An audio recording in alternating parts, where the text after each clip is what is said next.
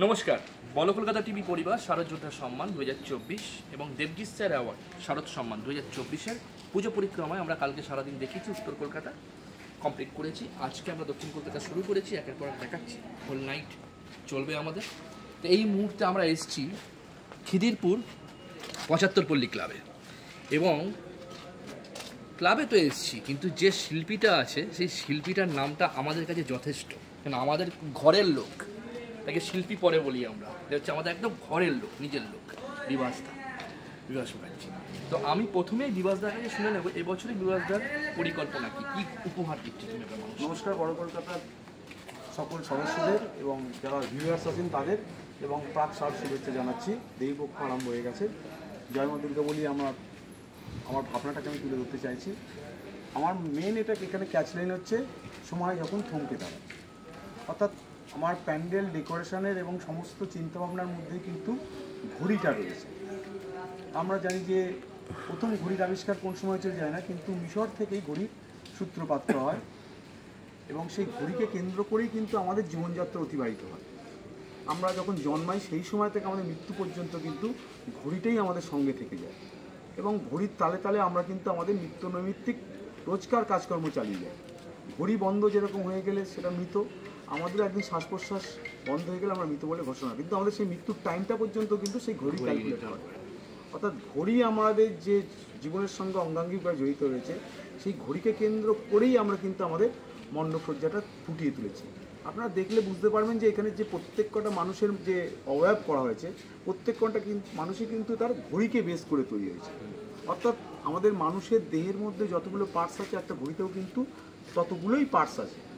এবং আমরা আমাদের চিন্তাধারার মাধ্যমে আমরা জানাতে চাইছি যে আমরা যে কাজগুলো করব এবং আগামী দিন যে কাজগুলো করব সেইগুলো যেন সময় মেপে বা ঘড়ির তালে তালে আমরা করি। আমরা যদি কোনো ধরুন বাজে কাজ করি, তাহলে কী হবে, আমাদের সেটা ইতিহাসে কিন্তু রয়ে যাবে, এবং আমরা যদি ভালো কাজ করি সেটাও কিন্তু রয়ে যাবে। অর্থাৎ ঘড়ি জানান দেবে যে এই সময় এই টাইমে এই কাজটা হয়েছিল, শুভ কাজ হয়েছিল।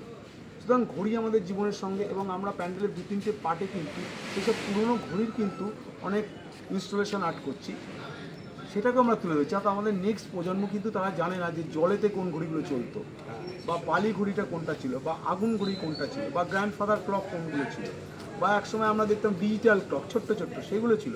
অর্থাৎ তারা এখান থেকে কিন্তু আমাদের ঘড়ির ইতিহাসটাকে এখানে জানতে পারবে। এবং আমরা এখানে তুলে ধরেছি, দেখুন যে সমস্ত যে বাড়িঘর বা সভ্যতারা দেখিয়েছি সেটা কিন্তু লোহা দিয়ে তৈরি করেছি। তার প্রধান কারণ হচ্ছে আমাদের সভ্যতা এখন কংক্রিট, কিন্তু লোহাটাকে এই জন্য ব্যবহার করেছি যে লোহার মতন আমাদের দৃঢ় হতে হবে, শক্ত হতে হবে। অর্থাৎ আমরা যদি দৃঢ় বা শক্ত থাকি তাহলেই কিন্তু আমরা আমাদের সভ্যতার অগ্রগতিকে এগিয়ে নিয়ে যাব। এখানে যে খালি লোহাটাকে ব্যবহার করছি যে ডেকোরেশন পারপাস, সেটাও নয়। লোহা একটা ইকো ফ্রেন্ডলি ম্যাটেরিয়াল, অর্থাৎ পরিবর্তনশীল করা যায়, সেটাকেও তুলে ধরেছি। অর্থাৎ আমরা আমাদের কাজের মাধ্যমে যেমন লোহা আর কাঠ এই দুটোকে ব্যবহার করছি যে প্রকৃতিকে রক্ষা করতে হবে, আননেসেসারি প্লাস্টিক বা আদার্স কিছু যেন আমরা ব্যবহার না করি। এই ক্ষেত্রে আমরা আমাদের চিন্তাধারাকে ফুটিয়ে তুলেছি আমাদের কাজের মাধ্যমে। এবং এখানে আর একটা বিশেষ বিষয় হলো, দেখুন আমাদের প্যান্ডেলে ঢোকার সময় কিন্তু কতগুলো পেন্ডুলামের এফেক্ট পাবেন আপনারা। পেন্ডুলাম আমরা জেনারেলি জেনে থাকি যে ঘড়িতে লাগানো থাকে তার ব্যালেন্সটা ঠিক করার জন্য। এখানে কিন্তু আমার মিনিংটা হচ্ছে যে পেন্ডুলামটা যাতে আমাদের জীবনের ব্যালেন্সটা ঠিক থাকে। অনেকগুলো মিনিং আছে, জীবনের ব্যালেন্সটা ঠিক থাকলে তবেই আমরা কিন্তু সঠিক পথে এগোতে পারবো। এবার দেখুন এখানে যে বড় বড় কিছু মুখের অবয়ব রয়েছে, যেগুলো কিন্তু চোখে সানগ্লাস রয়েছে, এবং তাদের চোখে কিন্তু ঘড়ির একটা ইনস্টলেশন আর্ট রয়েছে। আমরা প্রথম কারণ দিয়েছি কি, যে সানগ্লাসটা কেন ইউজ করছি বা চশমাটা কেন ইউজ করছি, যে আমরা খারাপ কিছু দেখবো না বা খারাপ কিছু করবো না। আমাদের যে চোখ ইন্ডিকেট করে মানুষের মাইন্ডকে, সেটাকে দেখানোর জন্য। এবং সেখানে একটা যে ঘড়ি আমরা ইনস্টল করব, সেটাও কি যাতে আমরা সময়ের সঙ্গে মিলিয়ে নিজেদের সঠিকভাবে পরিচালনা করতে পারি। এটাই হচ্ছে আমাদের মূল কনসেপ্ট। খুব সুন্দর লাগলো কনসেপ্টটা, আমরা দেখাবো যেরকমভাবে বললো সেরকম দেখাবো। আগে আমরা শুনে নেব বিভাসদার কাছে আমার একটা বড় প্রশ্ন, সেটা হচ্ছে এবছর দেবজিৎ স্যার অ্যাওয়ার্ড শারদ সম্মানের গ্লোরিয়াস 20 বছর উত্তীর্ণ করলো। তার দেবজিৎ স্যারের এই 20 বছরের মধ্যে অনেকটাই তুমি সাথী, তোমরা সবাই সাথী, তার মধ্যে তুমিও। তাই তোমার মুখ থেকে দেবজিৎ স্যার এবং দেবজিৎ স্যার অ্যাওয়ার্ডের বিষয়ে একটু জেনে নেব। সবথেকে বড় কথা, দেবজিৎ স্যারের অ্যাওয়ার্ডের একটা বড় গুণ হচ্ছে যে উনি কিন্তু একা একা ঘুরে বেড়ান, এবং উনি কোনো এন্ট্রি ফি নেন না বা কোনো কিছুই নেন না, এবং নিজে একা একা মেকিংয়ের টাইম থেকে কিন্তু প্যান্ডেলে প্যান্ডেলে ঘুরে বেড়ান এবং নিজে বিচার করেন। অর্থাৎ ওনার বিচার করার ক্ষমতাটা কিন্তু বিচারকের আসনে বসাটা কিন্তু একটা অন্য ধরনের, অর্থাৎ উনি মেকিং থেকে কিন্তু তুলে ধরছেন। এবং আমরা দেখে আসছি উনি টিউশনি করার পরে গাড়ি নিয়ে নিজে একা একা বেরিয়ে যান, অনেক প্রত্যন্ত অঞ্চলে চলে যান কলকাতার দুর্গাপুজোতে। সুতরাং ওনার যে বিচারটা করেন উনি একদম নির্দিষ্টভাবে এবং সঠিকভাবে করেন, এবং যে বিচারটা করেন তাতে কিন্তু কলকাতার অনেক নামী পুজো কিন্তু ওনার অ্যাওয়ার্ড পেয়েই আস্তে আস্তে উঠে ধরেছেন। এছাড়াও একটা সবথেকে বড় কথা, দেবজিৎ স্যার কিন্তু করেন কি যে ছোট পুজোগুলো যেগুলো না থাকলে কিন্তু কলকাতার দুর্গাপুজো কিন্তু সেই জায়গায় থাকবে না, কারণ কতিপয় কতগুলো বড় পুজো আমরা দেখে থাকি, তার সঙ্গে তো ছোটো পুজোগুলো আছে। এবং আমি যেহেতু ছোট বড় পুজো সবই করি, ছোটো পুজোগুলোকে যে কী কষ্ট করে পুজো করে সেটা সম্বন্ধে আমি জানি, এবং উনি ওনার পুরস্কারের মাধ্যমে সেই পুজোগুলোকে কিন্তু একটা সাপোর্ট দেয় পরবর্তীকালে ভালো পুজো করার জন্য।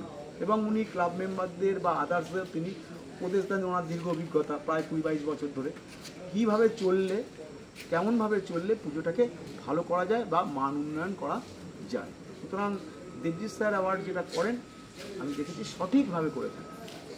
আর একটা কথা লাস্ট জিজ্ঞেস করবো, এই গত 5 বছর ধরে বড় কলকাতা টিভি আমরা স্যারের ছাত্র, স্যারের থেকে শিখে আমরা স্যারের নীতিতে চলছি, কাজ করছি, চেষ্টা করছি। তা বড় কলকাতাকে তুমি বড় কলকাতা টিভিতে, যেহেতু তুমি ঘরের লোক তাও জিজ্ঞেস করছি, বড় কলকাতা টিভির কাজ তুমি কেমন দেখছো, শুধু পুজো নয় সব মিলিয়ে? বড় কলকাতা টিভির পুজো ছাড়াও যে কাজগুলো করছেন খুব ভালো প্রোগ্রাম। ওনারা রিসেন্ট একটা উত্তম মঞ্চে যে অ্যাওয়ার্ড শো করেছিলেন তাতে যে ওনাদের পুজো শিল্পীদের একটা সম্মান দিয়েছেন, পুজো ক্ষেত্রের বাইরেও বহু ব্যক্তিকে ওনারা সম্মান প্রদান করেছেন।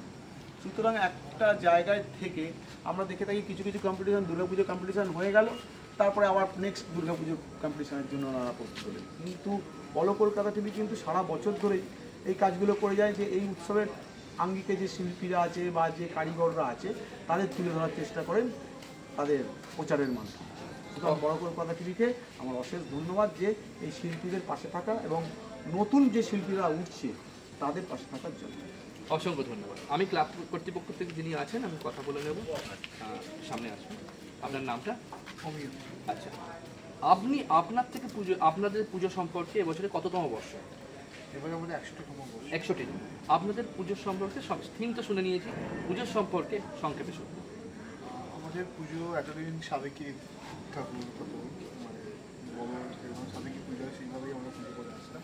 তো এবারে 7 বছর, এই দীর্ঘ যে 7 বছরের জার্নি আমরা অতিক্রম করেছি, তো এবারে আমরা চেয়েছিলাম যে নতুন কিছু করি।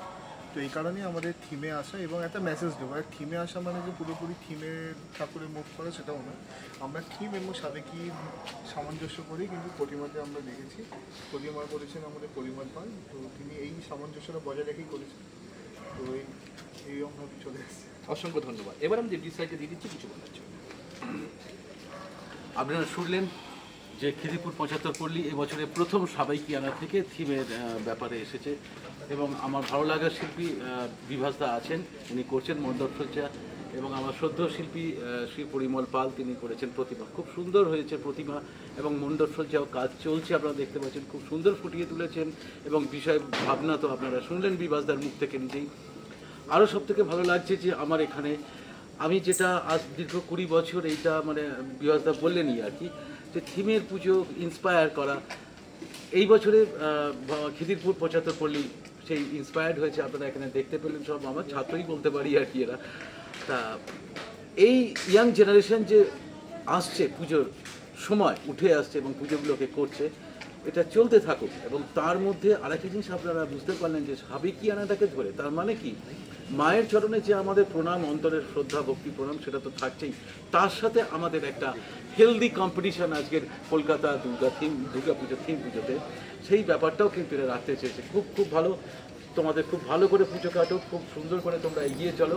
প্রথম বছর এটা তোমাদের, আজকে প্রথম বছর। আমার 20 বছর আগেকার অনেক ক্লাব ছিল, তাদেরও প্রথম বছর ছিল, এবং তাদেরকে তোমরা আজকে যে জায়গায় দেখছো, তোমাদের মতো আমি প্রথম দিনে ঠিক এরম জায়গাতেই দেখেছিলাম। তাও তো তোমরা অনেকটা ভালো জায়গা আছে, এর থেকে আরও কমই জায়গা দেখেছিলাম আর কি। ইচ্ছা এবং প্রচেষ্টা দুটোই থাকতে হবে, এবং তার মধ্যে কনসিস্টেন্সি যে ব্যাপারটা সেটা থাকতে হবে। থাকলেও তোমরা একদিন আস্তে আস্তে আস্তে আস্তে বড় ক্লাবের মধ্যে হয়ে যাবে, কাজ হয়ে গেল। বড় ক্লাব মানে কি বিশাল বিগ বাজেট মানেই বড় ক্লাব নয়। তোমাদের ব্যবহার খুব ভালো লেগেছে আমার প্রথম দিন থেকে, তোমাদের খুঁটি পুজোর দিন থেকে। এইভাবে এগিয়ে চলো। এরকম গুণী শিল্পী তোমরা পেয়েছো, তাদের তো অভিজ্ঞতা তোমাদের কাজে লাগবেই, তাদের মতামত নিয়ে তোমরা চলো, আস্তে আস্তে তোমরা এগিয়ে যাবে। আমার খুব ভালো লাগছে এবছরে তোমাদের মতো একটি ক্লাবকে নতুন থিম পুজো আসতে দেখে, যেটা আমি চেয়েছি আজ 20 বছর ধরে আমার এই লড়াইটা। খুব খুব ভালো থাকো। তোমাদের সবাইকে আমার অন্তরের প্রণাম ভালোবাসা জানাই। দর্শক বন্ধু আপনাদেরও জানাতে থাকি, আপনারা আসবেন, দেখবেন, আপনাদের জন্যই সব কিছু। আপনারাই শেষ কথা, আপনারাই হচ্ছেন শ্রেষ্ঠ বিচারক। নমস্কার, ধন্যবাদ। অসংখ্য ধন্যবাদ সবাইকে। এবং একটা কথা প্রত্যেককে বলছি, এবছরে বিশেষ করে যে প্রত্যেক ক্লাব যারা নতুন আমাদের সাথে পরিচয় হচ্ছে বলো কলকাতা টিভি স্যারের সাথে, তো বলো কলকাতা টিভি প্রত্যেকটা ক্লাব কর্তৃপক্ষ যারা আছেন প্রত্যেকে বলো কলকাতা টিভি ফেসবুক পেজ এবং বলো Kolkata TV YouTube channel subscribe করবেন। আপনাদের যে কন্টেন্ট প্রতিনিয়ত যে বেরোবে, এখনও বেরোবে, সেগুলো আপনাদের গ্রুপে শেয়ার করবেন এবং আপনাদের পরিচিতির মধ্যে সেটা স্প্রেড করবেন, যাতে বলো কলকাতা টিভি ফেসবুক পেজ এবং ইউটিউব চ্যানেল যত স্বাবলম্বী হবে, সবার তত্ত্বাবধানে সবাই থাকলে পরে দর্শক, তাহলে আমরা আরও এগিয়ে যেতে পারবো, আমাদের ইন্সপায়ার করতে পারবো 1টা থেকে 10টা থেকে 100 আপনারা সাথে থাকলে আমরাও থাকবো, আমাদের সাথে আমরা সবাই। তো দেখলেন, সরাসরি দেখলাম বলো কলকাতা থেকে আমি এই মুহূর্তে শ্রমিক সেটা দেবজিৎ স্যার। চলে আসছি পরবর্তী পর্যায়ে। আমি বলবো আমার চিত্র সাংবাদিককে ওনাদের যে শিল্পকলা দেখা বা মাতৃমূর্তি দর্শন করানোর জন্য আমাদের পর্যায়ে।